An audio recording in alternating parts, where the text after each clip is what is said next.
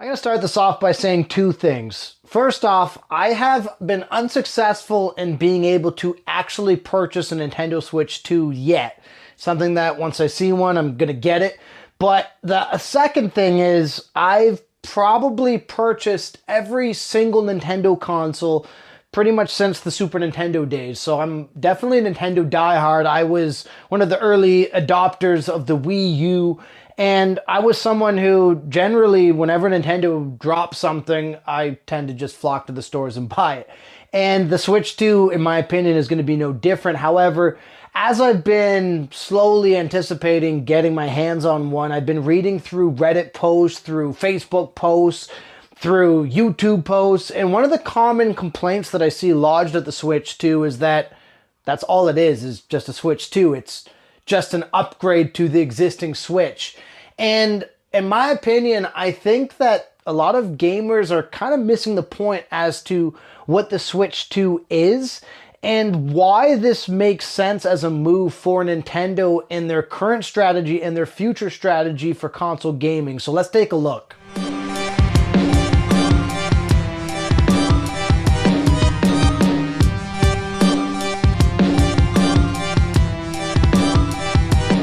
To keep it simple, the Switch 2 doesn't look like some huge paradigm shift that some people are expecting from Nintendo, and I think that's kind of been the sort of approach that Nintendo's taken pretty much since the N64 era. They've constantly created things that people tend to, in some cases, consider gimmicky, but consider different. Right? When we had the Wii debut, that was something that people didn't really understand at first, but it was a paradigm shift in the way people played games, and it started a very successful trend in motion-based gaming that has steadily evolved into things like VR now that we currently use. And the Switch 2, in a lot of ways, doesn't do anything different from the Nintendo Switch. Yes, there's a couple differences like the mouse thing and that sort of thing, but what I mean is that's not a fundamental change up in gameplay, right? And what we ended up seeing with the Wii into the Wii U is that the Wii U was trying too hard to make some massive paradigm shift that really felt unnecessary. It really felt like something weird in a lot of ways that just didn't work.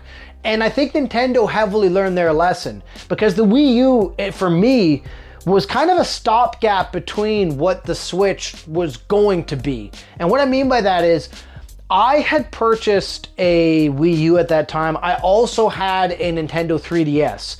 And oftentimes when I played either of those devices, it was at home. I don't think I've ever actually played the 3DS out and about when I had it. I only ever really played it on my couch. The Wii U was interesting in the way that I played it typically on my couch at my TV, but I also loved using that screen feature where I could go around my apartment at the time and play my Wii U in different rooms.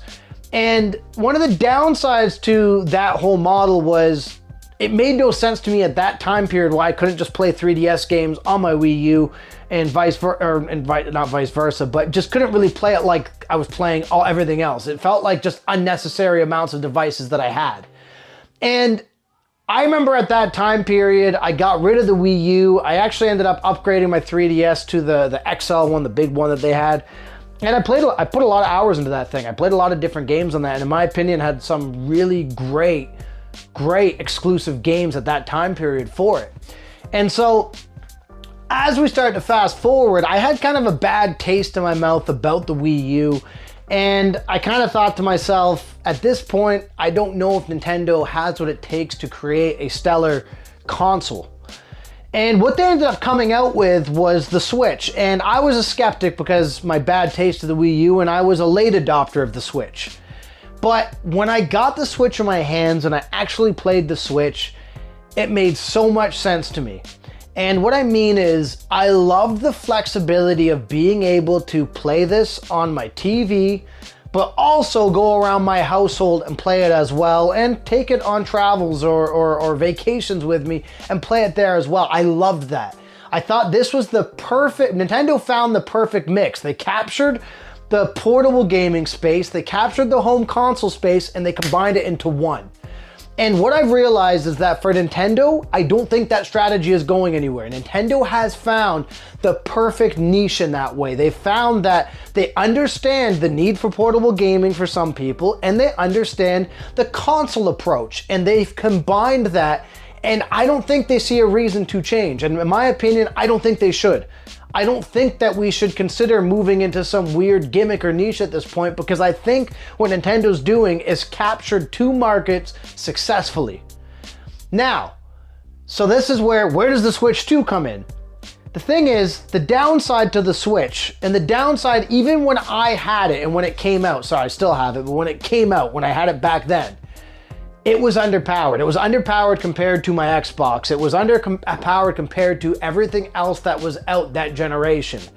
And while that wasn't an issue really, when you look at how well Nintendo maximized their low-powered hardware for games like Zelda or Mario's, it didn't really seem like that big of an issue. But when you tried to play first-party titles like Wolfenstein or something, you saw how seriously underpowered that console was. Yes, the game's played, but you're running in resolutions that look like you had Vaseline smeared on your screen. And I'm not saying that the Switch was targeted at gamers who want to play games like that, but the thing that it lacked was the ability to be meaningful for people who wanted that flexibility to play their titles from other developers on the Switch. You didn't have the capacity to play stellar, third-party games from other developers like you did on your Xbox Series or your PS5 or PS4s or whatever at that time period.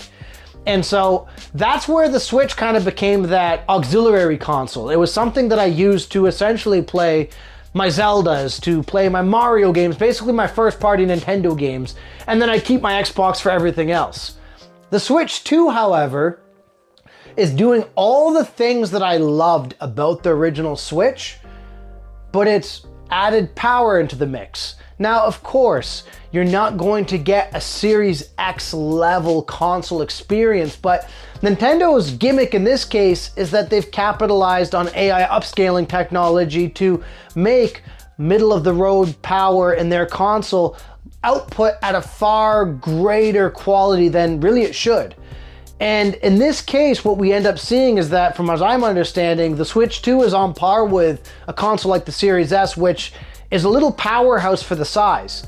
And so now you have the ability to have a good home console gaming quality experience, as well as a great portable console gaming experience, all shrouded in the Nintendo ecosystem, which means that we're going to see more quality third-party titles of AAA games that we play on consoles like the Xbox or the PS5, and be able to play those on the Switch. And so the Switch 2, in my opinion, is a necessary upgrade. It's filling that void, filling that part of the market that, in my opinion, Nintendo couldn't capture with the original Switch, because you weren't able to run a full quality, brand new AAA Assassin's Creed on the original Switch. But with the Switch 2, that capability now exists. And that capability is something that may end up impacting consoles like Xbox or PlayStation in a way that makes them less appealing. And it looks like Microsoft's response is their AOG partnership, and that may help in that circumstance.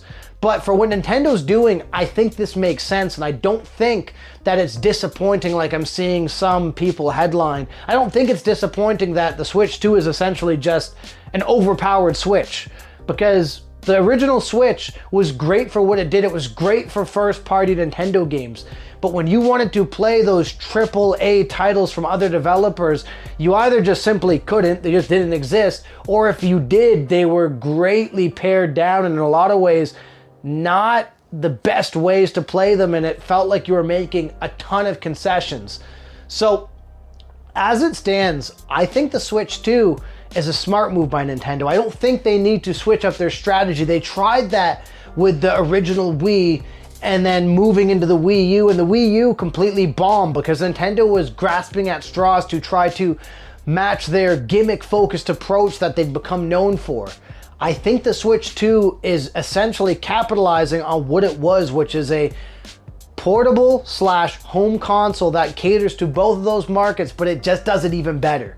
And that's why I think the Switch 2 is necessary and why I think this was a smart move by Nintendo.